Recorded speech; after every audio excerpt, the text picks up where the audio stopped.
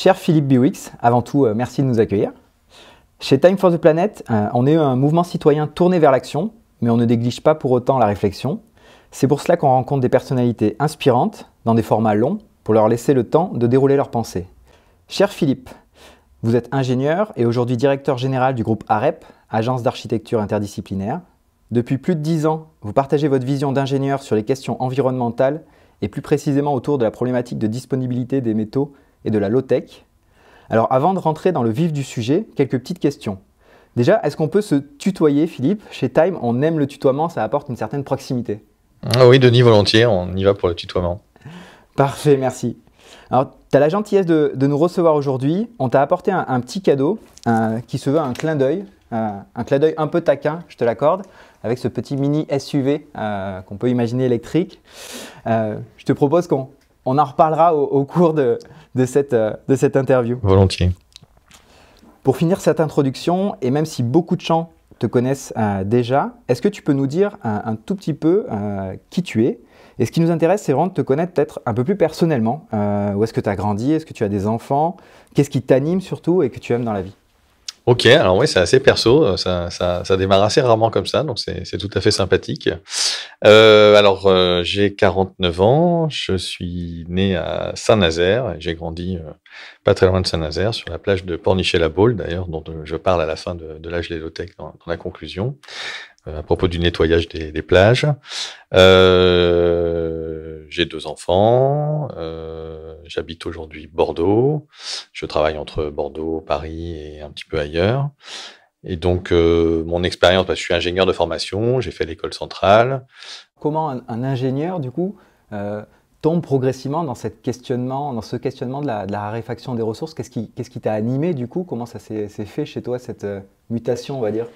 Alors, c'est assez ancien, parce que ça date vraiment de mes toutes premières années dans le conseil. Je crois que j'ai toujours eu d'abord des envies sur les questions de nature, des animaux, de la conservation de manière générale. Enfin, on va dire que voilà, quand j'étais petit, moi, c'était plutôt vétérinaire que pilote d'avion. Voilà. J'ai pas fait ni vétérinaire ni pilote d'avion, donc. Mais bon, voilà, je me suis toujours intéressé assez rapidement, sans être du tout militant ou engagé dans ma jeunesse, hein, absolument pas. Mais en fait, voilà, il y a à la fin des années 90, au tout début des années 2000. Il y avait un petit peu ces mouvements, notamment altermondialistes, attaques, etc. Enfin, on commençait à entendre des choses comme 20% de la population mondiale consomme 80% des ressources. Je savais pas trop ce que ça voulait dire, j'avais envie un peu de comprendre, donc j'ai commencé un peu à creuser ces choses-là. Et puis un jour, je suis tombé sur un hors-série qui s'appelait Casseur de pub, dans un kiosque de gare d'ailleurs, qui en fait est devenu ensuite le magazine La Décroissance, enfin, qui est un mensuel qui existe toujours et qui est encore tout à fait en forme, je pense, et donc sans encore forcément parler tout à fait de décroissance, ça mettait le doigt, je trouvais, sur des questions de consumérisme, enfin qui faisait, enfin voilà, il y avait beaucoup d'articles, ça m'avait ouvert un peu l'esprit sur des choses peut-être que je ressentais, mais j'arrivais pas vraiment à mettre le doigt dessus. Et puis du coup, il y avait de fil en aiguille, je suis tombé sur un certain nombre de lectures, et puis notamment assez vite un monsieur qui s'appelle Nicolas Georgescu-Roegen, qui est donc un maître à penser des décroissants, on va dire ça comme ça, qui en gros est un économiste qui avait travaillé, je crois, en son temps un petit peu avec Schumpeter, d'origine roumaine, mais qui a travaillé essentiellement aux États-Unis, je crois, et donc qui lui en fait estimait que la science économique, si je mets ça entre guillemets, parce que bon voilà, j'ai pas beaucoup j'avoue avoir un respect assez faible pour la science économique, qu'elle était restée un peu au XVIIIe siècle en fait dans la logique très mécaniste un peu de Newton, et qu'elle était jamais passée au XIXe siècle, à savoir de prendre en compte l'entropie et le fait que les choses s'usent et quelque part s'abîment, on va dire, et donc voilà, je suis tombé sur ça, et en fait je me suis passionné pour ces questions de ressources non renouvelables. C'est un peu cette espèce de jeu de la table de Mendeleïev, là, les éléments chimiques, là, les 90 ou 92 éléments, et puis la soixantaine de métaux qu'on utilise dans notre système. Et du coup, comme j'avais la chance d'être dans un métier à ce moment-là de conseil où j'allais voir beaucoup d'entreprises industrielles différentes, moi j'ai fait plutôt justement de l'industrie un peu lourde, on va dire, de cette manière, enfin pas des services bancaires ou pas pas de la distribution, de la grande distribution, je sais pas quoi. Moi, j'étais vraiment sur des trucs d'énergie, de chimie. J'ai fait des télécoms, j'ai fait de l'aéronautique, voilà, des choses comme ça. Et donc, en fait, à chaque fois, je faisais une mission, finalement, à travers d'ailleurs des personnes tout à fait attachantes et touchantes. Hein. Pour faire du conseil, il faut toujours avoir un peu d'empathie pour le métier qu'on vient voir. Sinon, on le fait pas bien, ce métier de conseil. Et, et donc, voilà, j'allais chez, je sais pas, la filiale d'un grand groupe pétrolier français, par exemple, qui faisait à l'époque des engrais. Et puis, les gars me racontaient comment on faisait des engrais nitratés. Et voilà, c'est sur la catalyse platine-rhodium. Et donc, comme le catalyseur est recyclé, mais s'use un petit peu quand même, eh bien, on pouvait calculer assez facilement, finalement, qu'on consomme chacun quelques milligrammes de platine chaque année. Voilà, lié simplement à la nourriture, aux céréales qu'on va absorber. Donc, voilà, pendant peut-être 10 ans, je sais pas, 8, 9, 10 ans, j'ai un peu accumulé comme ça du stock d'anecdotes pour les dîners en ville, quoi, que j'utilisais pas vraiment beaucoup. Enfin, les restaurants étaient ouverts, donc c'était quand même pas une époque si inintéressante. Et voilà. Et donc ensuite, alors je me suis, il y avait très peu de choses en fait sur. C'est très compliqué les métaux. Il y a très peu de livres qui existent sur le sujet. Enfin, soit on tombe dans la géologie profonde et vraiment très complexe rapidement. Moi, je suis pas ingénieur géologue d'ailleurs et j'y comprends rien. Enfin, je comprends. J'ai quelques notions de base, mais enfin ça s'arrête très vite. Mais il y avait peu de choses qui en fait regardaient de manière un peu systémique la question justement de la production, de l'extraction de ressources, l'impact environnemental créé par ça, les questions de recyclage, la manière dont avait évolué peut-être à travers le temps notre approche technique justement de l'utilisation de ressources de plus en plus complexes. Comment tu as fait toi du coup pour trouver ces informations finalement alors? Bah, ça a été un peu un mélange, à la fois justement à travers des gens avec qui j'avais pu discuter, des gens que j'ai croisés dans l'émission, des bouts de recherche que j'avais pu faire moi-même, des choses qui commençaient à traîner. Il y avait, c'est à la fin de la décennie, c'est dans la deuxième moitié de la décennie 2000, donc il commençait à y avoir des choses sur la question du pic de pétrole. Donc il y a des gens qui travaillaient aussi, qui commençaient à lier un peu cette question de pic de pétrole en disant peut-être ça s'adapterait aussi à des choses qui seraient pas juste des ressources énergétiques fossiles, mais aussi des ressources minérales. Donc, par exemple, j'avais découvert des articles de Hugo Bardi, qui est un professeur de l'université de Florence, qui écrivait à ce moment-là. Depuis, d'ailleurs, il a écrit un livre avec le Club de Rome, d'ailleurs, qui a été traduit en français, qui peut s'appeler Planète au pillage, je crois, de mémoire, enfin, je sais plus, qui a été traduit aussi en français et en allemand. Donc voilà, c'était quelques trucs comme ça. Et puis voilà, ensuite, je me suis un peu forgé mon opinion. Et puis j'ai découvert des choses assez un peu étonnantes qui finalement sont connues par les spécialistes, mais pas forcément très connues du public. Donc la question des ressources dispersives, dissipatives, enfin le fait qu'on n'utilise pas tout sous une forme qui est recyclable. Donc on peut appeler à une économie circulaire formidable, mais on fait pas d'économie circulaire avec la lessive, on fait pas d'économie circulaire avec le dentifrice, avec les cosmétiques, avec les peintures, avec les feux d'artifice, avec les missiles, que sais-je. Donc il y a un certain nombre de voilà de dispositifs techniques qui par définition sont pas recyclables. Donc ça c'était intéressant de tirer un peu le fil par là et puis de me rendre compte que voilà finalement le titane c'est un métal formidable, mais 95% du titane c'est le colorant blanc universel, donc on va pas aller gratter les murs. Enfin, qu'on utilisait de la peinture au cuivre et à l'étain sur les bateaux, donc quand vous êtes au Bangladesh à découper sur la plage les vieilles carcasses de navires, ils vont pas gratter d'abord la peinture, etc. Donc c'était tous ces éléments là. Et puis l'autre dimension que j'ai un peu découvert, c'était le fait qu'on recyclait très mal, en fait. C'est-à-dire que, à cause du mélange qu'on faisait, alors soit des mélanges qu'on fait vraiment de manière native dans le produit, c'est-à-dire des alliages qui sont souvent très, très complexes. Hein. Enfin, dans une portière de voiture, vous avez peut-être 10 métaux différents en réalité, parce qu'on va venir amender l'acier avec toute une série de petits métaux, vanadium, molybdène ou autres, qui vont en fait venir améliorer les caractéristiques de l'acier. Alors les caractéristiques, ça peut être la résistance par rapport à la légèreté, ça peut être la résistance à la corrosion, ça peut être la capacité à le travailler, à l'emboutir, voilà, il y a plein de raisons. Ça veut dire qu'on en retrouve partout en fait. C'est intéressant, c'est qu'on a tendance des fois à se dire ces métaux dont on connaît pas trop les noms en général, on les retrouve, on entend parler un peu dans les batteries des voitures électriques ou dans certains objets ultra technologiques, mais en fait ce que tu nous dis c'est que la réalité, c'est qu'aujourd'hui, il y en a presque partout. Ah oui, il y en a partout, et puis je dirais qu'il y en a partout depuis longtemps, parce que si vous, je crois qu'il y avait déjà dans une Ford T, dans les années 20, vous aviez déjà, je sais pas, 25 ou 30 différents, enfin, aciers différents, en fonction des pièces. Vous aviez, ensuite, ça fait assez longtemps qu'il y a des machines-outils qui, pour fraiser, pour découper, voilà, vont utiliser des alliages de tungstène, des choses comme ça. Donc, c'est pas forcément complètement nouveau. Ce qui est un peu nouveau, c'est plutôt la numérisation du monde. Donc, alors c'est la deuxième raison, on va dire, au recyclage difficile. Donc, soit de manière native, on a donc des aciers, des alliages qui ont été, voilà, où les métaux ont été très mélangés. Et en fait, comme on n'a pas des milliers de poubelles différentes pour stocker les milliers d'alliages différents, et puis de toute façon, on ne sait pas les reconnaître. Enfin, il faudrait passer tout au spectromètre de masse ou je sais pas quoi. Enfin, c'est pas possible. Donc, en fait, du coup, on a deux grosses poubelles, quoi. Une poubelle avec les aciers inox et une poubelle qui sont ce qu'on appelle les aciers carbone. Et en fait, on va avoir du coup un mélange de tous ces métaux qui sont vraiment en quantité faible et qui n'obtiennent leurs caractéristiques que vraiment quand elles sont très précisément dosées. Et donc là, en fait, tout ce qu'on sait en faire, c'est du ferraillage à béton pour le bâtiment. Donc c'est bien, c'est recyclé, mais en fait, c'est pas recyclé correctement et ça ne servira pas aux générations futures de la même manière qu'on a perdu la peinture du bateau du Bangladesh. De la même manière, finalement, on va avoir stocké quelque part quelques atomes de tel ou tel métal dans un rond à béton du bâtiment. Donc on le récupérera physiquement jamais.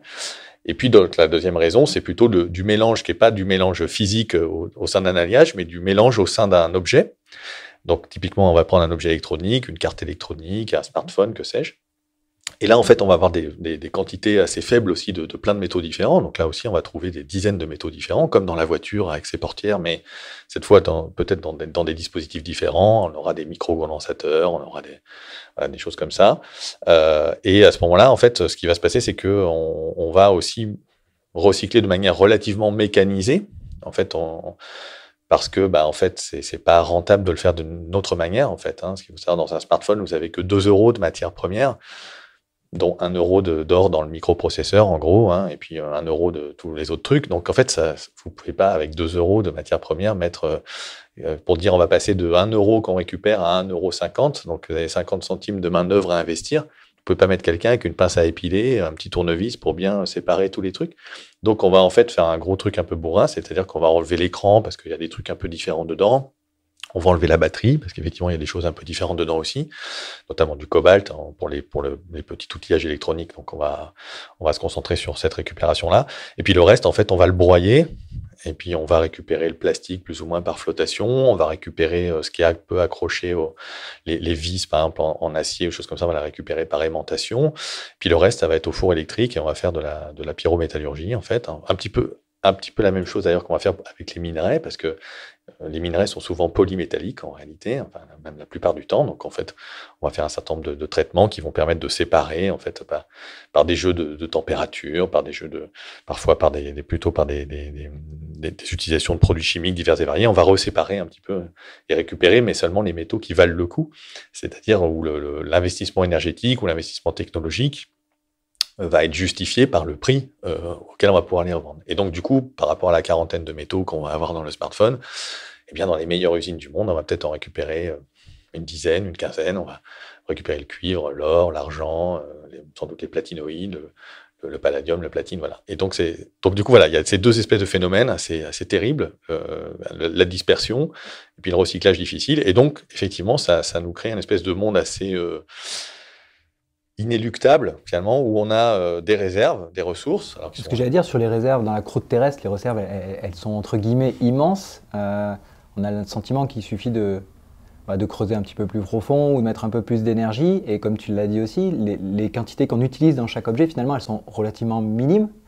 Donc, pourquoi c'est réellement finalement un problème? Est-ce qu'on n'arriverait pas alors, tout dépend du terme, en fait. C'est ça un peu qui est toujours embêtant. Alors c'est vrai qu'en plus, du coup, il y a une incompatibilité, d'une certaine manière, entre le fait qu'on miniaturise de plus en plus. Donc ça peut être effectivement intéressant, puisque on va consommer moins de matière pour avoir la même fonctionnalité. Finalement, c'est le progrès technologique va nous aider à en utiliser moins. Donc il y a concrètement moins de métaux sûrement je sais pas, dans un smartphone d'aujourd'hui, plus léger que dans un gros GSM peut-être il y a 20 ans. Encore que, parce qu'il y a aussi l'enrichissement des fonctions fait qu'il y a aussi quand même plus de choses dedans, il y a plus de caméras, il y a plus de... Mais bon, on va dire ça pour faire simple, effectivement, il peut y avoir une certaine efficacité matière qui va faire qu'on va consommer moins. Mais si on va trop loin dans l'efficacité matière, on tombe aussi dans l'usage dispersif. C'est un petit peu, donc c'est ça qui est un petit peu embêtant. Voilà. Alors pourquoi c'est un problème? Effectivement, il y a des quantités totalement gigantesques de ressources disponibles, potentiellement disponibles. Alors, une ressource devient une réserve quand on peut effectivement l'extraire, quand on a la technique pour l'extraire et quand on a le prix pour se le payer. Et bon, alors donc c'est effectivement, du coup, quand le prix augmente, les réserves augmentent. Quand le progrès technologique est là, on peut aller chercher des choses plus profondément, différemment. Enfin, on a plein d'exemples, hein, les gaz de schiste, les pétroles non conventionnels, et puis même dans le domaine minier, ça marche aussi comme ça. Mais effectivement, il y a quand même un moment où, alors d'abord d'un point de vue moral, ça pourrait être potentiellement un peu embêtant, c'est-à-dire que quand même, finalement, on tape, nous, dans le stock le plus accessible, et puis plus on va avancer dans l'histoire de l'humanité, et plus ce stock sera difficile à aller chercher, ou sera profond, ou les minerais seront moins concentrés, etc. Donc, dans 100 ans, dans 1000 ans, dans 20 ans, on ne sait pas trop, en fonction des ressources, il y a quand même cette question de la croissance de la consommation, puisqu'aujourd'hui, on n'est pas en train de dématérialiser. On n'est pas en train de vivre une société post-industrielle formidable, je sais pas quoi. On fait pas du découplage, disent les économistes. Hein. On devrait faire le PIB qui monte et puis la consommation de ressources qui baisse parce que soit on est plus efficace, soit on a la possibilité de faire cette économie circulaire et d'améliorer le recyclage. Bon, très bien. Mais pour l'instant, c'est le contraire qui se passe. C'est-à-dire que chaque année, le PIB progresse de hors 2020 évidemment, mais on va dire voilà, le PIB monte peut-être de 2 points, 2 points et demi par an, de 3 points en moyenne, et l'extraction de ressources, elle progresse plus vite que ça. Il faut quand même comprendre ce que c'est qu'un taux de croissance de 2 ou 3%, ou 3, 4, 5, 6, 7%. Ça veut dire qu'en l'espace là, sur les 20 dernières années, alors j'ai plus exactement les chiffres en tête, mais pour des grands métaux comme le cuivre, le nickel, l'aluminium, le zinc, on a doublé, triplé, quadruplé. Parfois, avec le cobalt, on a multiplié par 6, 7 la quantité de ressources qu'on extrait chaque année. Là, en 20-25 ans, là. Ouais, 20 dernières. Donc, je veux dire, c'est bon. Et comme c'est des exponentielles, évidemment, on peut faire un peu dire ce qu'on veut aux exponentielles, dans les 20-25 prochaines années, du coup, on va extraire plus que pendant toute l'histoire de l'humanité, pour chacun des métaux. Donc, il y a quand même un peu un côté, qui est quand même un peu étonnant. Et alors évidemment, on peut te dire qu'on va aller chercher des trucs dans les astéroïdes, je sais pas quoi, mais bon, en projetant les exponentielles comme ça, en se disant finalement la croissance continue, il y a quand même un moment où le truc va finir par coincer, quoi. Et du coup, ça c'est le constat, on a cette croissance-là en fonction donc les besoins qui changent, tu l'as dit aussi avec l'arrivée des smartphones, etc. Quels seraient pour toi du coup les métaux finalement qu'on appelle critiques, parce qu'on entend beaucoup parler des fois de terres rares, donc les terres rares en type de métaux, mais aussi on mélange avec des métaux rares, est-ce que finalement les terres rares sont pas si rares que ça, elles sont juste diffusées, mais on parle plutôt de métaux critiques. Est-ce que tu peux très rapidement nous faire une petite synthèse pour que tout le monde puisse comprendre un peu la situation? Alors il y a mon ami Guillaume Pitron qui n'aide pas toujours il le sait très bien, il en joue un peu à bien distinguer entre métaux rares et terres rares, effectivement, parce que des fois il navigue un petit peu de l'un à l'autre, parfois tout à fait volontairement, je pense qu'il voit très bien la différence, mais en gros les terres rares, alors ça s'appelle les terres rares, c'est une dénomination qui date du 19e siècle, donc c'est une série de 16-17 éléments, ça dépend comment on compte, qu'on appelle aussi les lanthanides, et qui donc sont pas particulièrement rares. Enfin, le plus abondant de cette série, c'est le cérium. Il faut savoir que le ferrocérium, c'est ce qui sert à faire la pierre à briquet. Enfin, si vous avez un briquet, que vous êtes fumeur, vous avez l'ensemble des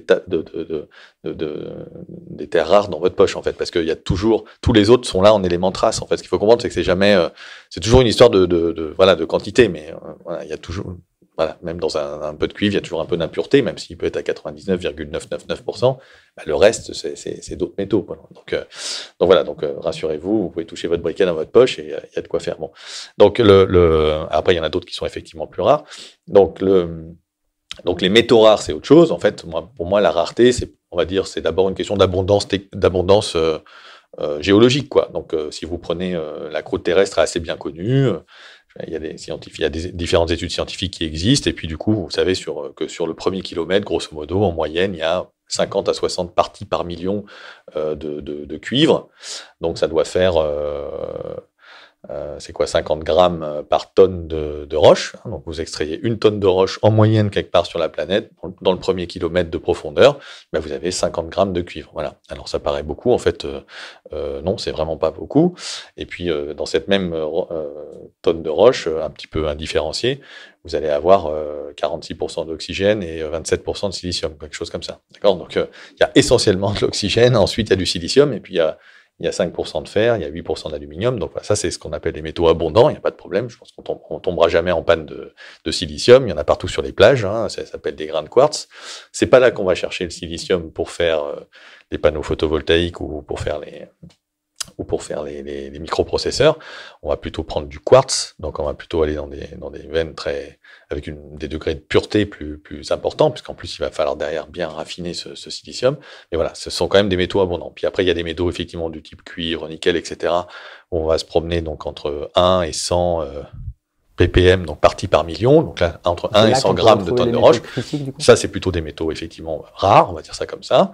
Et puis il y a des métaux très rares, extrêmement rares. Là, c'est une partie par milliard. C'est-à-dire que dans une tonne de roche, en moyenne, on a plutôt 1 milligramme, si je ne dis pas de bêtises.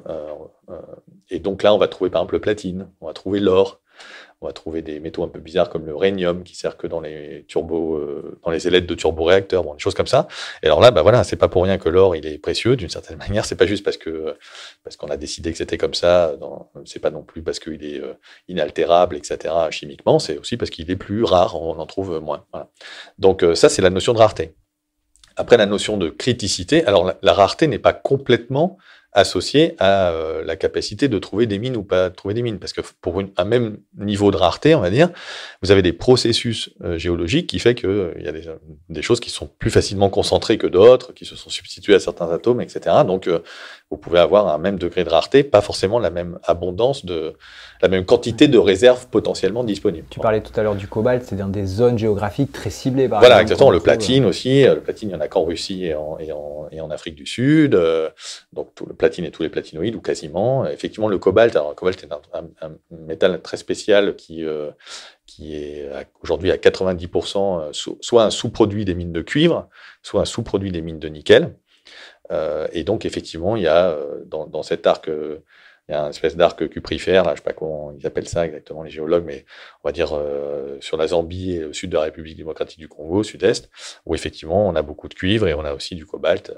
Et donc, il y en a une grande partie des réserves est située là-bas. Mais c'est aussi un sous-produit, par exemple, des mines de nickel de Nouvelle-Calédonie, hein, typiquement, ou de Cuba. Donc voilà, donc effectivement, il y a des questions ensuite de répartition, parce que là, je parlais d'une moyenne, mais effectivement, ensuite, ça se répartit pas de la même manière. Et puis après, la notion de criticité, c'est encore quelque chose de différent. C'est-à-dire que il peut y avoir un truc qui est rare, mais si j'en ai pas besoin, peu importe. Et donc là, il y a des définitions qui sont des questions de criticité, mais qui sont en fait liées à la consommation de votre industrie, en fait. Donc, c'est de se dire, bah voilà, je pars en France, par exemple, on a de moins en moins d'industries, mais il y en a une qui s'est pas trop délocalisée, c'est l'industrie aéronautique. Ben voilà, on va utiliser un certain nombre de produits assez spécifiques, de métaux spécifiques dans l'aéronautique, et donc voilà, il y a une certaine criticité, c'est-à-dire que s'il y a des ruptures de chaîne de valeur, s'il y a des évolutions de prix un petit peu violentes, ben ça pourrait fragiliser telle ou telle industrie. C'est ça la notion de criticité. Donc il n'y a pas finalement grand-chose à voir presque avec la notion géologique, quoi. Et du coup, si je fais le lien avec des solutions entre guillemets aussi par rapport au sujet qui nous intéresse, le dérèglement climatique, on parle beaucoup après des ENR, on parle éventuellement des smart grids, tout un tas de technologies que tu apprécies, dont on rentrera un petit peu plus en détail par la suite. Mais c'est-à-dire que c'est cette notion un peu de criticité, ou pourquoi quand on parle d'une nouvelle solution, on se dit il y a des terres rares, c'est une solution à bannir du coup?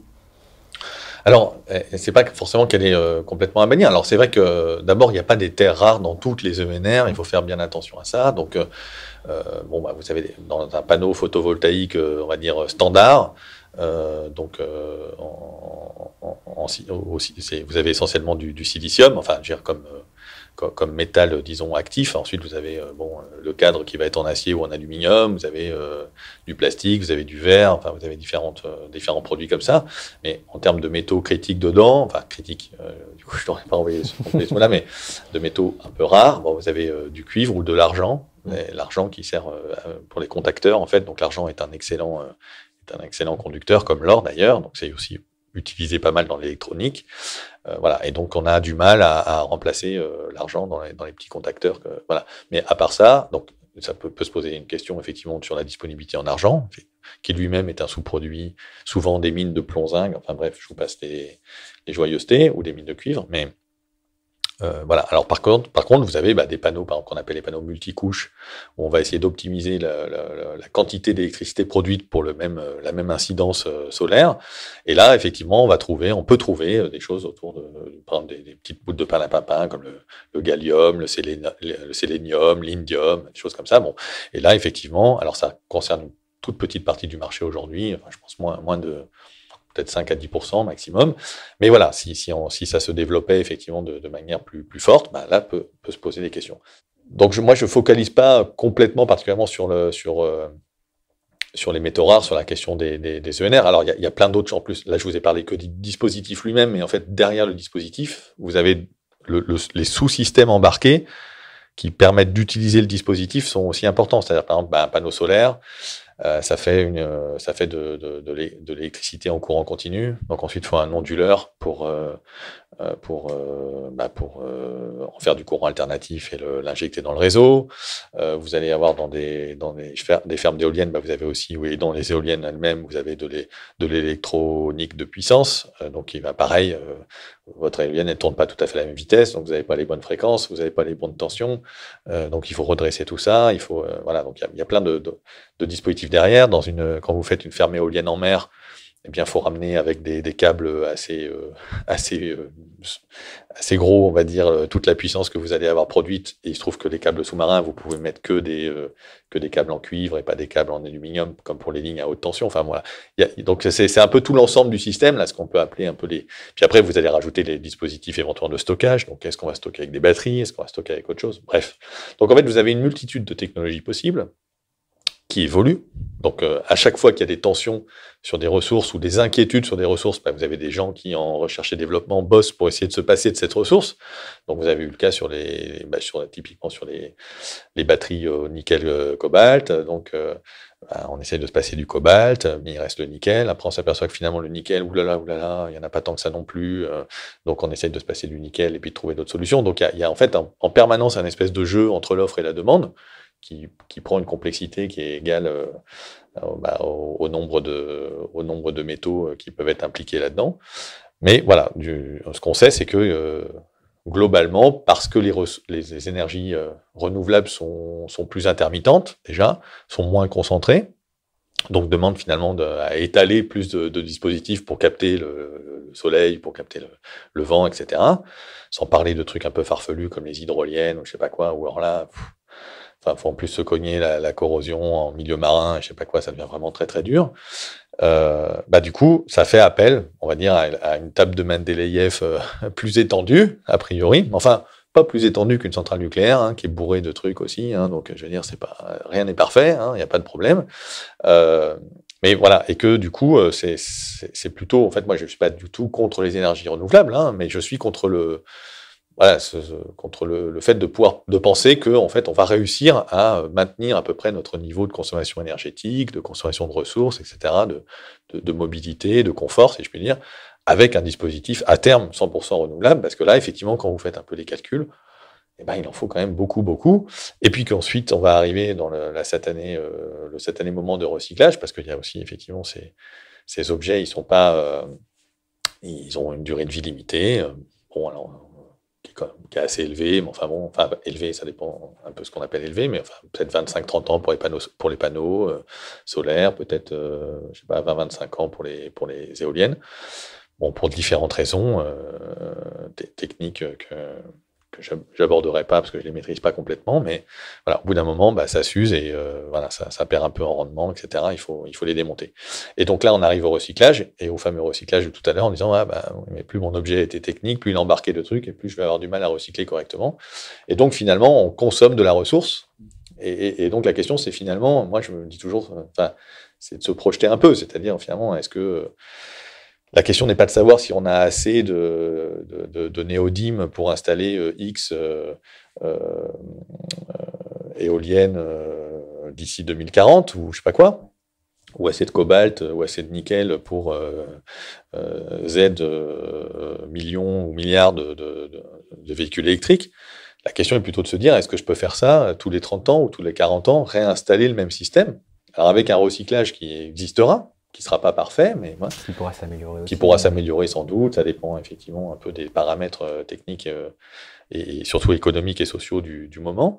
Est-ce qu'on mettra des gens à démonter proprement? Est-ce qu'on mettra à séparer les choses, etc. Est-ce qu'on arrivera à éco-concevoir mieux pour que au moment du démantèlement, etc., ça se passe le plus correctement possible. Mais voilà, globalement, c'est plutôt cette durabilité-là, un peu de long terme que tu questionnes. Que je questionne. Et du coup, voilà, si finalement notre horizon est un horizon de sobriété plus forte, parce que, je ne sais pas, il faudrait abaisser d'un facteur 3, 4, 5, 6, je ne sais pas quoi, notre consommation d'énergie, ou 10, eh bien finalement, pourquoi pas le faire maintenant, de manière plus organisée et intelligente, et quand on a une vraie disponibilité encore de ressources fossiles, et plutôt que se dire, non, là, pour l'instant, je fais un gros pataquès pour installer un truc monstrueux et énorme, un monde un peu à la Jérémy Rifkin, et puis, non, la fois d'après, promis, je ferai de la sobriété. Non, à ce moment-là, autant la faire tout de suite, c'est beaucoup moins stupide, quoi. Enfin, ça serait beaucoup moins stupide. Du coup, si on switch un petit peu justement, là, on a bien vu le problème de raréfaction, de disponibilité, de recyclage. Il y a même d'autres soucis qu'on n'a pas encore évoqués. Tu parlais de l'effet rebond, tu as déjà aussi abordé. C'est des choses qui existent ou qui peuvent exister en tout cas. Et si on se positionne maintenant un peu sur la côté solution, tu viens d'évoquer la sobriété justement. Quel est ton point de vue justement sur les solutions à mettre en œuvre? Tu l'as dit, c'est pas ne pas aller sur l'ENR, mais c'est de le faire. En fait, c'est de bien prendre en considération les limites de chaque solution, l'analyse de cycle de vie dans son ensemble, pour pouvoir faire les bons choix d'innovation, si je le comprends bien. Qu'est-ce que du coup, pour toi, une bonne innovation finalement, comment on la traduirait?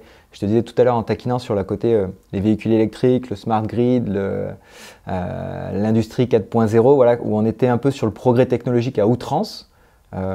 Est-ce que ça, c'est une voie, et je crois que ce n'en est pas une que tu imagines avec tout ce que tu viens de nous dire là. Alors du coup, quels seraient les types de solutions vers lesquelles tu penses qu'il faudrait aller?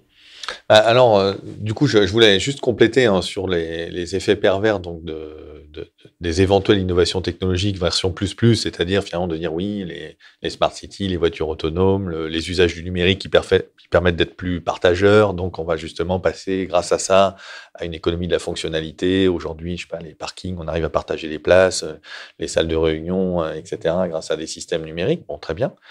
Donc il y a cet effet effectivement de consommation de ressources, peut-être d'éloignement de l'économie circulaire, où plus on a des dispositifs techniques nombreux, si on parle d'Internet des objets, de millions, de dizaines de millions, de centaines de millions d'objets, ces trucs-là, ils seront pas forcément bien récupérés, passer dans des filières, etc. On voit déjà comment c'est difficile de récupérer un smartphone, alors que tout le monde sait que c'est un produit électronique.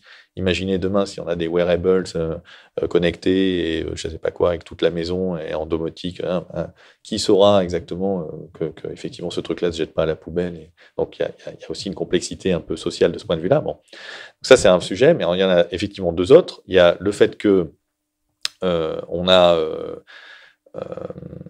on raisonne rarement à l'échelle systémique, et il me semble qu'il faut raisonner à l'échelle systémique, c'est-à-dire que la voiture autonome, peut-être ça peut être une bonne solution si effectivement c'est quelque chose où on peut la partager à 3 ou 4 à chaque fois parce que les trajets sont optimisés, c'est chouette, mais sauf que s'il faut que j'installe un réseau télécom ultra énergivore à côté, quel est le rapport coût-bénéfice? Donc en fait, à chaque fois, finalement, on regarde un petit peu les technologies par le petit bout de la lorgnette sans forcément regarder ce que peut être leur impact autour.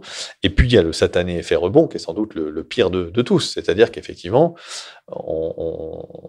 toute l'histoire technologique de l'humanité montre que à chaque fois qu'on a fait de l'efficacité effectivement matière ou de l'efficacité ressources, énergie, mais on a fait aussi de l'efficacité économique. Et donc, au lieu de baisser la facture globale, elle augmente parce que les usages augmentent. Et on le voit bien, notamment dans le numérique. Là, les progrès sont phénoménaux, mais l'effet rebond, il est aussi phénoménal.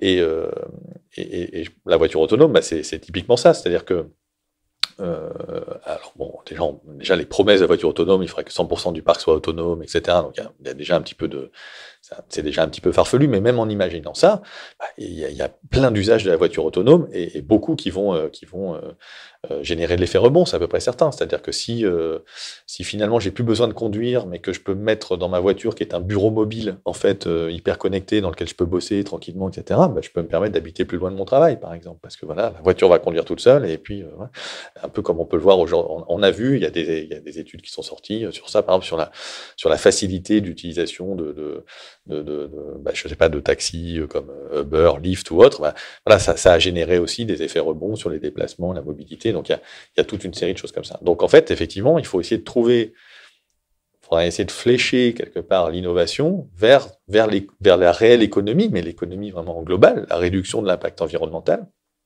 Et c'est là que c'est un peu compliqué parce que c'est pas forcément tout à fait compatible avec le business ou tous les business. Enfin, on va sans doute y revenir un peu. Mais donc, pour moi, il y a d'abord le fait que l'innovation ne peut pas être qu'une innovation technique ou technologique.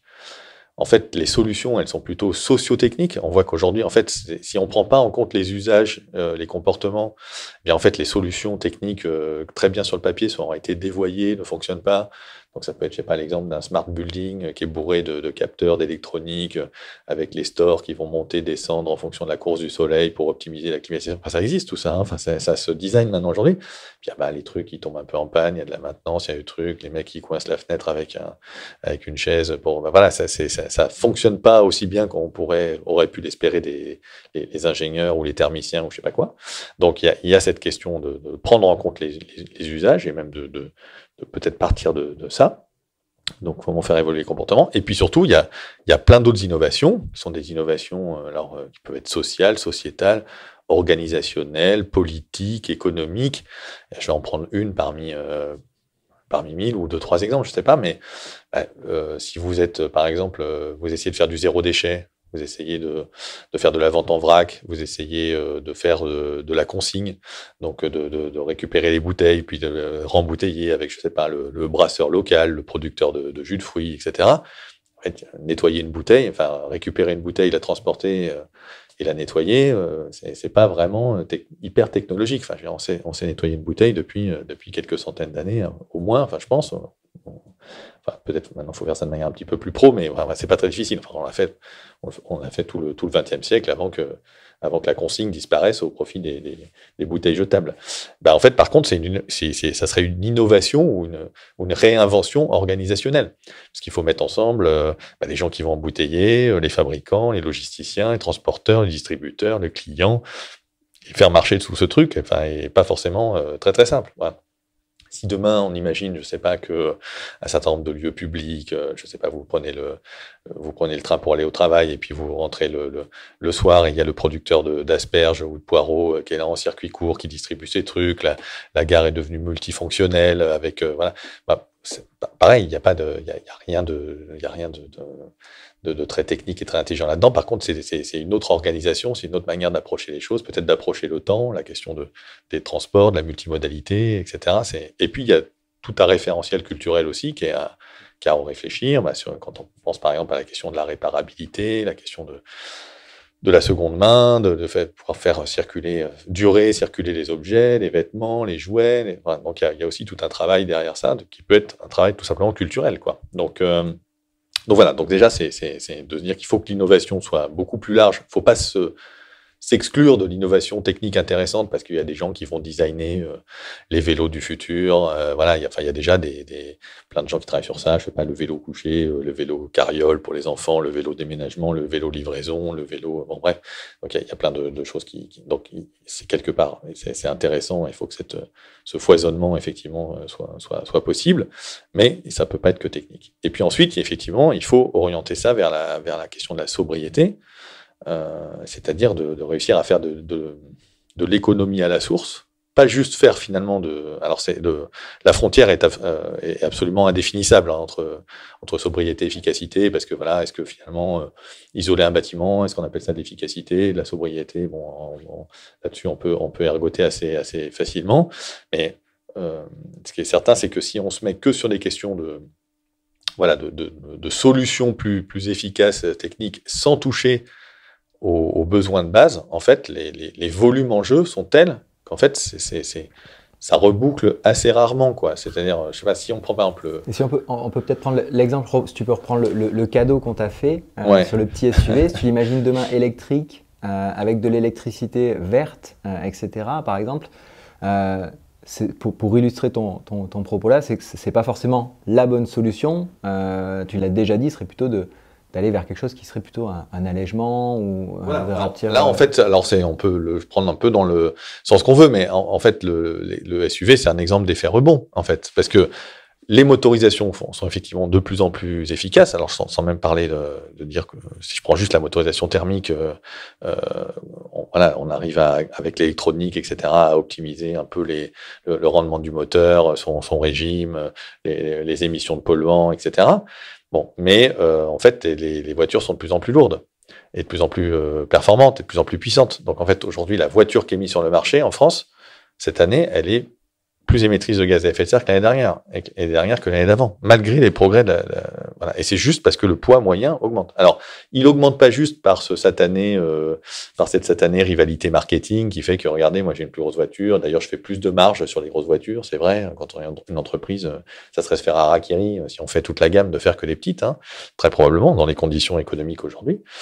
Mais c'est pas que ça, c'est aussi, il y a aussi une dérive culturelle liée à la notion de confort. Hein, je veux dire, si on se remettait aujourd'hui, il y en a encore 2-3 qui roulent, donc si vous remettez dans une 4L ou une 2 chevaux, vous allez sentir quand même que le vent siffle un peu, ça vibre et je sais pas quoi, donc c'est pas tout à fait la même expérience, mais à la limite à 90 km/h dans la 2 chevaux, vous avez des sensations tout à fait équivalentes à 200 km/h dans une grosse Mercedes, hein, donc ça peut être tout à fait. Et après il y a même le kart, hein, pour ceux qui veulent qui veulent continuer à se faire peur en consommant moins d'énergie. Bon, mais je sais plus ce que je disais, mais alors, donc voilà, c'est d'abord de l'effet rebond, et donc ça effectivement, on tombe sur des questions de dire la voiture électrique est-elle écolo, mais en fait on sait pas. Enfin, tout dépend en fait de ce qu'est cette voiture d'abord, et puis de ce qu'est son usage, puisqu'on fait que la voiture électrique, on sait qu'à peu près, alors ça dépend, mais dans un pays comme la France qui est un peu nucléarisé, donc avec une électricité pas très, un contenu carbone d'électricité pas très élevé. Bon, du coup, on peut considérer que 80% des émissions de gaz à effet de serre ont été embarquées dans l'énergie grise dans la fabrication de la voiture, donc, et en particulier de ses batteries. Alors, et après, du coup, en fait, tout dépend, les batteries, où ont-elles été fabriquées? Est-ce que c'était avec une électricité grise ou une électricité plutôt verte? Donc, si c'est en Pologne, c'est en Pologne que sont en train de s'installer les gigafactories de voitures, électriques européennes. Donc, pas de chance, c'est le pays qui est le plus charbonné en termes d'électricité. Bon, voilà. Mais bon, donc, combien vous avez une batterie? Donc, quelle est l'autonomie en kilomètres de votre voiture? Parce que plus vous aurez mis des batteries, plus vous aurez de l'énergie grise au départ, qu'il va falloir ensuite amortir. Est-ce que votre voiture, elle roule beaucoup ou elle roule peu? Si elle roule beaucoup toute la journée, parce que je sais pas, c'est un taxi, un truc qui fait beaucoup de kilomètres tous les jours, vous allez amortir votre investissement de départ de manière bien plus rentable que si c'est la voiture du week-end qu'on sort pour se faire plaisir. Donc il y a tous ces paramètres-là qui vont jouer. Et donc à la fin, effectivement, la toute petite voiture électrique qui roule beaucoup, qui d'ailleurs rend d'autres services éventuellement, parce qu'il y a aussi la question d'émissions de polluants locaux, etc. Donc c'est plutôt sans doute une bonne idée. Et puis la grosse voiture électrique qui roule pas beaucoup et je sais pas quoi, où on fait semblant d'être électrique parce qu'on a vendu une hybride, mais en fait tout le monde fait le plein et personne ne la recharge jamais, donc elle est plus lourde, vous embarquez plus de trucs. Celle-là, ça va être une très mauvaise idée. Et en fait, entre les deux, tout dépend comment vous aurez réglé le potentiomètre, quoi. Donc voilà. On ne peut pas facilement donner la solution, à chaque fois il y a beaucoup de paramètres, c'est pas évident. Je voulais rebondir sur les exemples, on se rend compte là, des solutions un peu high-tech, il y a l'usage qui est ultra important, tu viens de bien le préciser sous différents exemples. Concrètement, il y a aussi le côté low-tech pur, entre guillemets aussi, que tu évoques régulièrement. Ce côté low-tech, il y a un exemple, on a vécu la crise du Covid. Tu explicitais justement le fait que dans ces cadres-là, finalement en situation un peu d'urgence, on a eu des solutions très low-tech, on s'en rend même pas forcément compte. Est-ce que tu peux du coup nous représenter un peu, ça illustre un petit peu ce côté sobriété, mais appliqué, on va dire, à une situation qu'on a tous vécue ces dernières années? Ouais, alors c'est un peu provoque parce que voilà, c'est juste, c'est un peu mon style, mais du coup, c'est un peu en réaction aussi à une publicité involontaire de Luc Ferry qui avait titré cet été non à l'écologie low-tech en disant, bah, dis donc, dans la médecine, si on faisait du low-tech, eh ben, on va tous mourir, il y aurait des dizaines de millions de morts et je sais pas quoi. Bon, évidemment, donc c'est pas forcément l'endroit où il faut faire du low-tech en premier. Et on apprécie tous d'avoir la radio numérique et je sais pas quoi quand on a un problème. Mais effectivement, je trouve que l'épisode Covid de ce point de vue-là est assez truculent parce que si vous vous souvenez, peut-être dans les 2 premiers mois, dans les 2 premiers mois, quand c'était encore surtout concentré sur la Chine, qu'on savait pas que ça allait arriver chez nous, ou même qu'on disait que ça allait pas arriver chez nous, il y a eu pas mal de reportages sur finalement l'arsenal technologique qui avait été déployé. Alors, il y avait des robots qui désinfectaient les rues, il y avait des drones qui interpellaient les passants qui n'avaient pas leur masque. On se demandait même si à un moment, comme dans Black Mirror, ils n'allaient pas venir prendre la température et repartir et puis je sais pas quoi. Donc il y avait quand même un peu cette espèce de surenchère technologique, assez stressante effectivement. Alors il y a même quelques mois plus tard, au mois de mai, dans le plus grand parc de Singapour, dont le nom m'échappe, il y avait le robot de Boston Dynamics qui a été testé. Bon, alors là vraiment, il y avait un côté tout à fait flippant à la Black Mirror, mais et bon voilà, donc c'était un peu, on va voir ce qu'on va voir. Alors le fait est qu'il y a eu effectivement une réponse high-tech tout à fait impressionnante, la vitesse à laquelle ont été développés les vaccins, en plus pour la première fois des vaccins à ARN messager, etc. Bon bref, évidemment l'hospitalisation et tout, donc faut pas négliger cet aspect-là. Bon. Mais effectivement, 99,9% de la réponse de l'humanité à la pandémie, ça a été en fait comportemental, ça a été à travers des usages. Alors, du comportemental forcé, d'une certaine manière, par la puissance politique, donc quelque part du réglementaire, du normatif, tu as le droit de faire ça, tu as le droit de faire ça, donc tout à fait désagréable et violent, c'est pas la question, mais n'empêche que finalement c'était, au début c'était toussez et mouchez-vous dans votre coude, et puis après tenez vos distances, et puis après ça a été les masques do it yourself, et puis voilà, et rester enfermé chez soi, quoi. Donc effectivement il y a eu, je trouve qu'il y a eu cette espèce de double face en fait entre du high tech et du low tech et qui est assez marrant. Et alors ok, après on peut me dire oui mais c'est le numérique qui a permis aussi de rester chez soi, donc en fait non, c'est beaucoup plus high tech, etc. J'en suis pas complètement certain parce que je pense que en fait on a eu besoin du numérique pour rester chez soi parce qu'on vit dans un monde numérique. Mais finalement, je veux dire, en 1914, ils ont fait la mobilisation générale sans l'annoncer sur Facebook. Enfin, il y a plein de manières d'avertir la population, de l'informer, de lui faire des choses, et puis on se serait envoyé des lettres, je ne sais pas quoi. Il y a eu d'autres moments où on n'était pas obligé de fonctionner avec le répondre à tous, et l'inflation aussi dans les modes de fonctionnement qu'ont permis le numérique. C'est-à-dire que j'aime bien citer cet exemple. Là, c'est vraiment une dérive très lointaine, mais bon, c'est pas grave. Quand les frères Solvay mettent au point la fabrication de la soude avec un procédé qui balaye complètement en termes d'efficacité le procédé de Nicolas Leblanc qui existait depuis depuis la fin du XVIIIe siècle, et donc dans les années 1870-75, je sais plus exactement. Voilà, ils mettent au point leur première soudière en Belgique. Et donc, en fait, ils vont ensuite se répandre un petit peu dans le monde. Et 10 ans plus tard, littéralement, vous avez des soudières Solvay dans le monde entier. Alors qu'il fallait, à l'époque, je sais pas, 2 mois peut-être pour traverser l'Atlantique, quoi.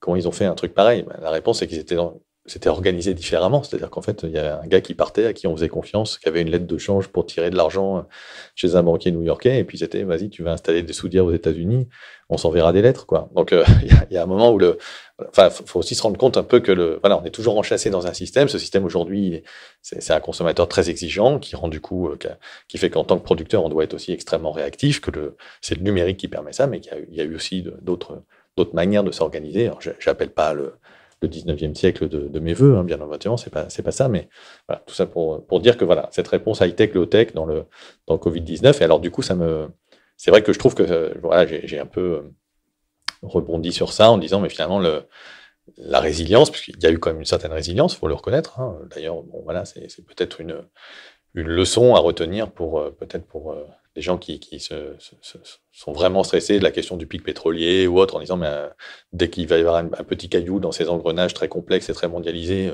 poum, tout s'écroule et les voitures de pompiers s'arrêtent. Bah non, en fait, on voit qu'au début, les voitures de pompiers s'arrêtent pas, et même c'est même les voitures de police qui vont aller faire le plein en premier aux stations-service s'il y a besoin, quoi. Enfin, il y a une espèce de reprise en main du pouvoir étatique, presque un peu grotesque parfois sur le niveau d'ingérence du truc. Bon, peut-être, alors c'est facile à dire, hein, parce que j'aurais pas tellement fait mieux, sûrement, donc voilà, face à tout ça, mais en tout cas, voilà, il y a une sorte de reprise en main du pouvoir politique sur ça, et finalement, voilà, ça a tenu, quoi, d'une certaine manière. Alors, il y aurait pu y avoir d'autres circonstances pour peut-être où ça n'aurait pas tenu. Bon, il se trouve que voilà, le virus avait un certain profil de létalité qui fait que, bon, finalement, on ramenait pas forcément la mort à la maison en allant travailler en première ligne, etc. Donc, ça a permis de tenir. Mais il y a quand même eu cette résilience, et je trouve que c'est il y a eu de la complémentarité entre l'usage de la tech et de la no-tech, quoi. Ouais, c'est cette complémentarité qui est très intéressante dans la situation. Et puis, comme tu dis, du coup, en fait, on a tendance des fois à opposer la high-tech et la low-tech. Là, dans ce que tu présentes et dans l'exemple qu'on a vécu, en effet, c'est des choses qui peuvent fonctionner en synergie pour un futur plus soutenable, si je reprends des mots de tes bouquins. Maintenant, dans l'exemple que tu prends de Solvay, c'est intéressant aussi, il y a le côté comment on arrive à diffuser cette innovation. Là, en l'occurrence, la low-tech, il y a eu un gros aspect réglementaire, mais on ne peut pas toujours tout imposer. J'ai noté un extrait d'ailleurs de ton livre, c'était une question: est-ce que notre système économique actuel et son fonctionnement de la recherche, avec des partenariats publics-privés, des modes de protection de la propriété intellectuelle et de rémunération des brevets, permet de faire émerger les bonnes innovations? Du coup, derrière ça, est-ce que, au-delà du réglementaire, comment on peut faire en sorte que justement ces bonnes innovations émergent? Quelle est aujourd'hui, toi, ta vision? Alors bon, c'est pas une vision, hein, c'est ton point de vue. Ouais, voilà, c'est un raison modeste. Et puis bon, là, pour le coup, on sort vraiment de l'aspect factuel. Donc voilà, moi, je suis juste ingénieur, quoi. Donc je donne mon avis, mais voilà. Pour moi, il y a en fait, il y a toute une palette de possibilités. C'est-à-dire que il y a la notion réglementaire et normative qu'il faut pas négliger, qui est vraiment intéressante. On va reprendre l'exemple du SUV. Bah, je peux dire que voilà, au-dessus de, je sais pas, 1 tonne 4, 1 tonne 3, enfin, on peut décider combien c'est exactement, hein, ça c'est un choix démocratique.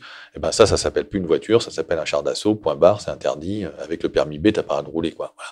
Et puis peut-être que 5 ans plus tard, on dit bah c'est 1 tonne 100, et puis 5 ans plus tard, on dit c'est 850 kilos, et puis que finalement, à un moment, on va vers le pot de yaourt qui permet à la mamie qui a du mal à se déplacer d'aller quand même voir le médecin, je sais pas quoi, sans être sur son vélo électrique, mais qu'il y a une immense majorité de la population qui, elle, est montée vers une espèce de semi-vélo, semi-micro-voiture, je sais pas quoi, assistance électrique s'il faut, parce qu'on est à Saint-Étienne et qu'il y a de la pente.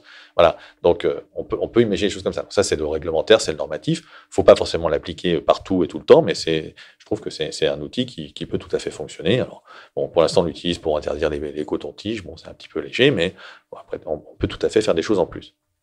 Il y a un deuxième outil qui est complémentaire ou qui peut se substituer en fonction des cas, c'est la question fiscale. Donc, toujours pour prendre l'exemple du SUV, on peut dire, en fait, non, c'est pas interdit. Par contre, si tu achètes un truc de 2 tonnes, tu vas voir, tu vas passer à la casserole, et à partir de 1 tonne, je sais pas combien, alors pour l'instant, la loi est passée, hein, mais sauf que c'est 1 tonne 8, je crois, donc il n'y a pas grand-chose ou 1 tonne 6, je sais plus, donc il n'y a pas grand-chose aujourd'hui pas beaucoup de modèles qui sont concernés, et puis il faut fixer un peu le potentiomètre sur le nombre, sur le poids, un peu, sur le montant de cette taxe au kilo, donc pour rendre effectivement le truc un peu rédhibitoire. Voilà, il y a plein de choses à faire, hein, sur ce domaine-là. On peut imaginer, par exemple, sur la consommation d'eau, sur la consommation d'énergie.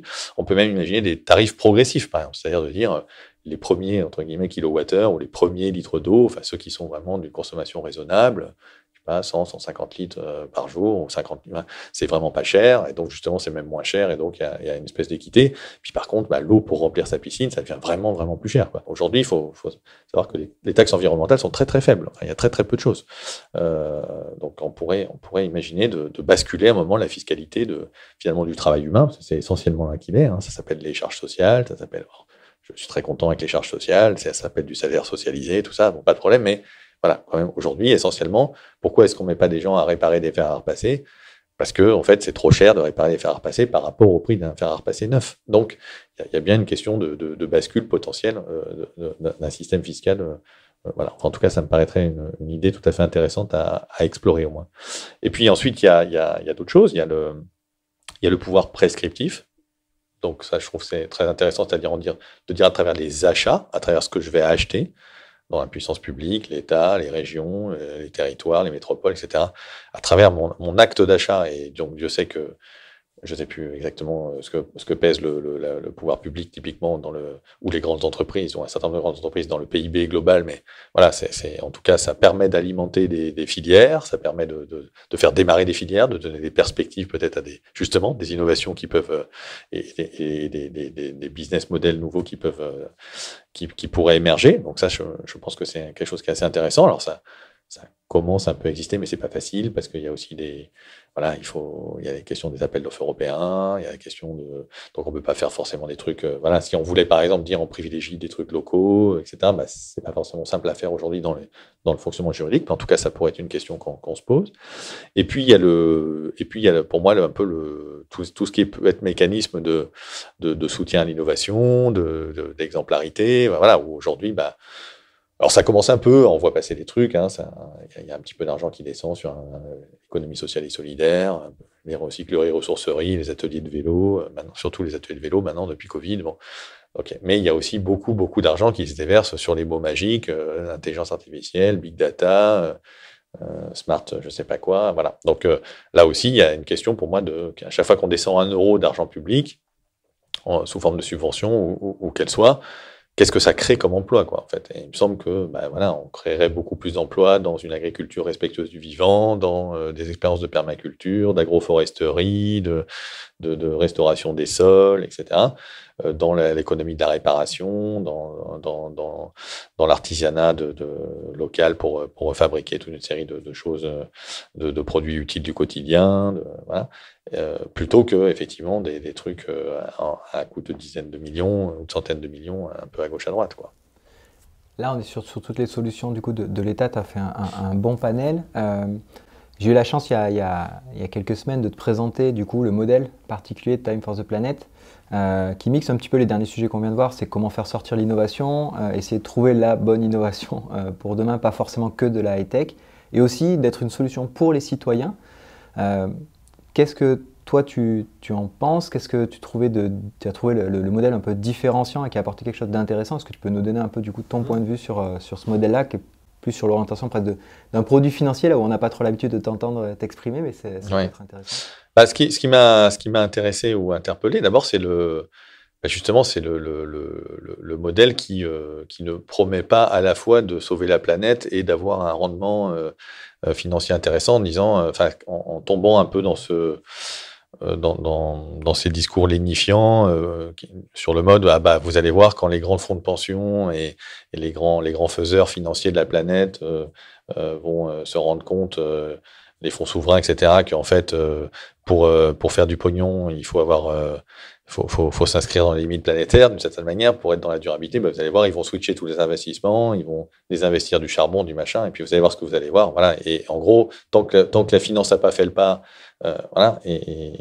Alors moi, je crois pas du tout à ça parce qu'en fait, on nous a déjà un peu fait le coup, ne serait-ce qu'avec les investissements socialement responsables, où finalement, à un moment, il y a la masse d'argent qui a besoin d'aller se répartir un petit peu dans la vraie vie pour avoir un rendement, parce que je sais plus si c'est Keynes qui disait ça, mais enfin il aurait pu le dire, si vous enterrez de l'argent au fond de votre jardin et que vous le ressortez l'année suivante, ça aura pas fait des petits, hein. Il faut qu'il soit passé quelque chose avec un peu de travail humain pour qu'effectivement ça rapporte. Désolé pour cette sortie marxiste, mais bon, c'est comme ça que ça marche.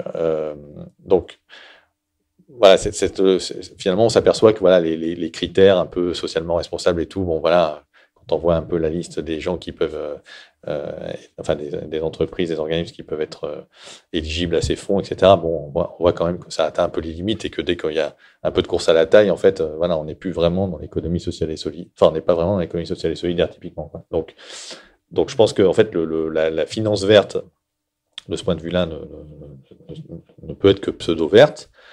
Et surtout, en fait, il y a un moment une incompatibilité entre le fait d'attendre un certain rendement, de mon point de vue, de l'argent qu'on a placé et le fait de s'inscrire dans la limite planétaire. Donc, on en revient un peu à l'injonction sur la croissance, on le disait tout à l'heure. C'est-à-dire que pour servir les intérêts de la dette, que ce soit de la dette privée, de la dette publique, enfin, ou servir les dividendes aux actionnaires, il faut croître et il faut faire fonctionner la machine et alimenter la chaudière de la croissance, quoi. Donc, et que voilà, c'est à un moment, si vous faites 2% de croissance par an, j'ai du mal à comprendre. Soit, en fait, la masse monétaire augmente à la même vitesse et est mangée par l'inflation. Et donc, à ce moment-là, ça ne sert à rien d'avoir prêté. Parce que si je prête 100, je récupère 102, mais que mon 102 ne vaut que les 100 d'hier, je ne sais pas pourquoi j'ai prêté. Donc, soit, effectivement, je récupère vraiment 102. Et donc, il faut qu'il y ait des gens autour qui, dans un système qui ne serait pas en croissance, banqueroutent régulièrement. Ce qui s'est passé longtemps dans le passé. Je ne sais pas si vous me suivez, mais bon, voilà, mes circonvolutions.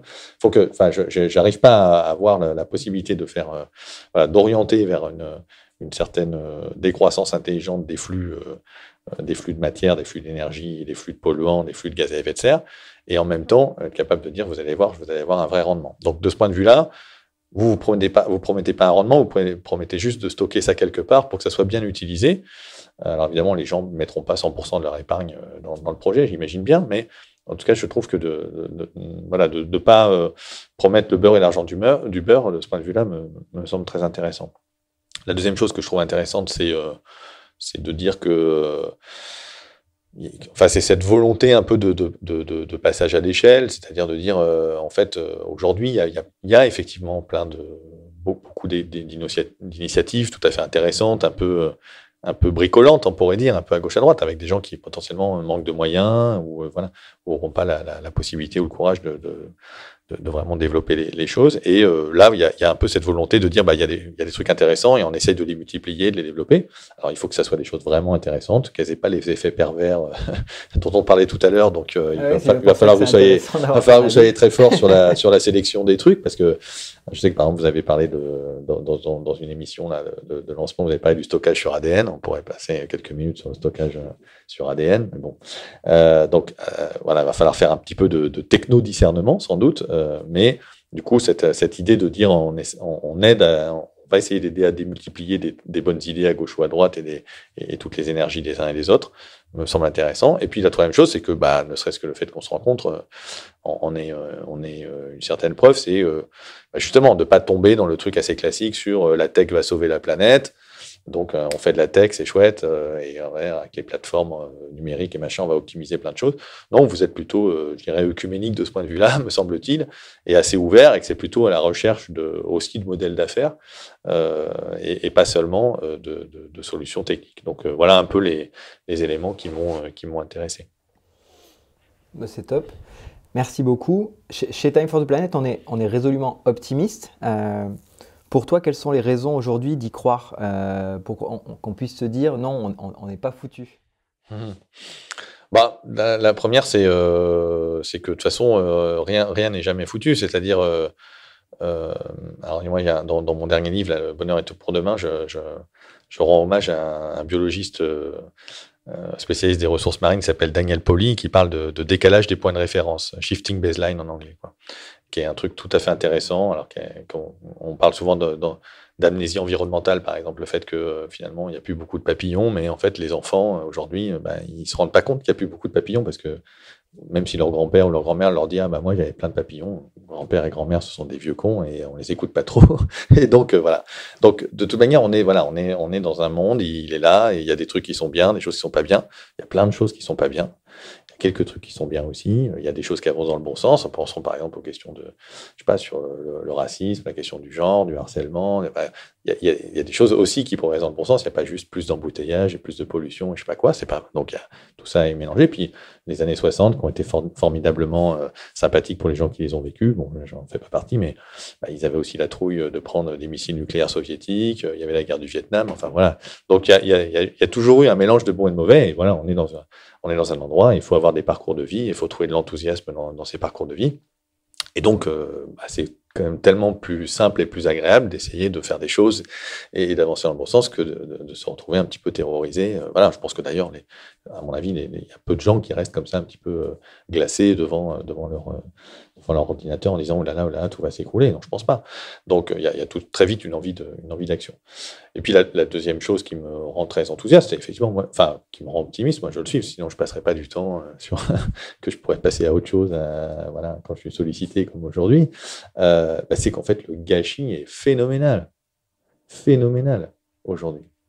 Et que donc, du coup, on pourrait quand même effectivement abaisser très fortement notre impact environnemental. Alors, après, il y a des paramètres qui sont complexes, qui sont à de longue durée, les questions démographiques, les questions d'urbanisation. Il y a plein de choses qui rendent les choses compliquées, bien entendu. Il y a une vraie marge de manœuvre. Mais globalement, mais monstrueuse.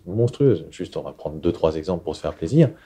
Sur la question, par exemple, de l'agriculture, alors, est-ce que le fait de passer en bio, ou en tout cas d'avoir des pratiques plus respectueuses du vivant, etc., ça risque de faire baisser un peu les rendements, peut-être on aura quelques pertes de récolte, etc. Alors, on peut les gérer, les pertes de récolte, avec des questions d'assurance, avec des questions d'avoir des plus petites parcelles, donc quand on perd une parcelle, on perd pas tout, etc. Non, mais on peut baisser un peu les rendements, il suffit de manger moins de viande.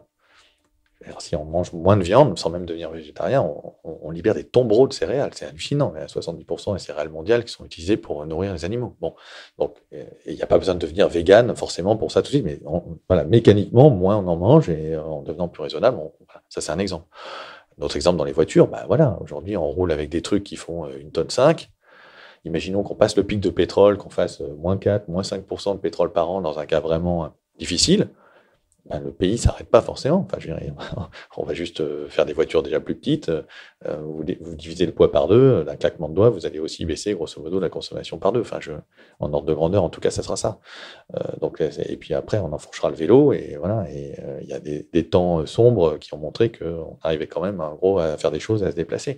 Donc c'est possible aussi. Alors ça sera plus difficile, par exemple, pour les transports routiers, des choses comme ça. Mais globalement, on a beaucoup de marge de manœuvre.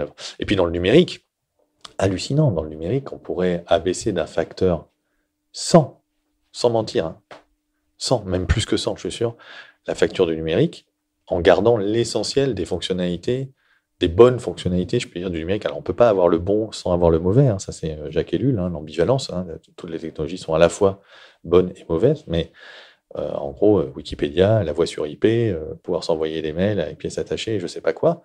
En fait, parce que voilà, il suffirait de réduire l'usage de la vidéo, quand même pas très difficile, parce que ça a été très très vite tout ça, réduire la résolution des vidéos, changer moins souvent nos objets, les faire durer, lutter contre l'obsolescence entre logiciels et équipements, ne se mettre en mobilité que quand c'est nécessaire et télécharger avec des câbles. Il n'y a pas si longtemps que ça, on arrivait en entreprise, on câblait, on n'était pas juste en Wi-Fi permanent ou en 3G, 4G, 5G. Voilà. Et quand vous empilez toutes ces choses-là, en fait, mais vous êtes... après, il y a des trucs sur l'éco-conception des logiciels, l'éco-conception des pages web, il y a une foultitude de trucs, et en empilant tout ça, mais c'est largement un facteur 100. Donc le gâchis, il est effroyable et phénoménal. Ce qui peut rendre pessimiste, c'est que, effectivement, pour l'instant, toutes les tendances sont plutôt mauvaises d'un point de vue global. Et puis, il y a surtout des cordes de rappel et des forces en puissance qui sont assez prégnantes et qui ont un peu les clés, quoi, aujourd'hui. Hein. Bon, voilà. Donc, peut-être que vous, à un moment, vous allez peser suffisamment pour vous cogner BlackRock, je sais pas, mais enfin, on n'est pas encore tout à fait là, mais après tout, c'est l'avenir que je vous souhaite. Et à condition que vous ne soyez pas dévoyé entre-temps, c'est ce qui n'est pas facile quand on est dans la course à la taille. Voilà, mais du coup, on a aussi une foultitude de possibilités, et je pense que la question technique n'est pas le problème, en fait. Donc, alors, on peut aller fantasmer pour l'instant d'aller chercher des trucs sur le stockage du CO2, l'hydrogène, je sais pas quoi, mais en fait, non, la plupart des solutions techniques, on les a déjà, en fait. Ou en tout cas, elles sont pas très très lointaines, simplement, c'est pas aujourd'hui comme ça que sont orientés les processus d'innovation. Et la question, elle devient la faisabilité de ces solutions techniques d'un point de vue politique, culturel, économique, social, etc., comme on le disait tout à l'heure. Mais voilà, on a quand même pas mal de clés en main si on retrouve un petit peu le courage d'innover, mais d'innover pour de vrai, c'est-à-dire innover différemment de la Silicon Valley. Donc innover un peu dans tous les axes, c'est-à-dire tu l'as dit, à la fois dans la sobriété et toutes les nouvelles technologies, pourquoi pas, mais ce sera un complément, ce sera jamais la solution. La sobriété permet d'aller beaucoup plus vite sur les réductions. Absolument. Parfait, bah, écoute, pour conclure, on a décidé d'instaurer un petit rituel en fin d'interview. Ah zut. Je te donne notre livre. Ah oui, d'accord. Ça a été réalisé par les petites mains de notre communauté de Time for the Planet. On demande à toutes les personnalités d'écrire un mot d'encouragement pour Time for the Planet. Donc, on te laisse sortir ta plus belle plume. Et encore merci, Philippe, pour cet échange. Ah, mais je vois qu'il y a du beau monde sur tout ça. Eh bien, merci. À très, très vite. Encouragement pour votre initiative disruptive dans le monde de la finance, suivi d'une citation de Lewis Mumford. Si l'espèce humaine doit échapper à son auto-extinction programmée, le Dieu qui nous sauvera ne sortira pas de la machine, il surgira à nouveau de l'âme humaine.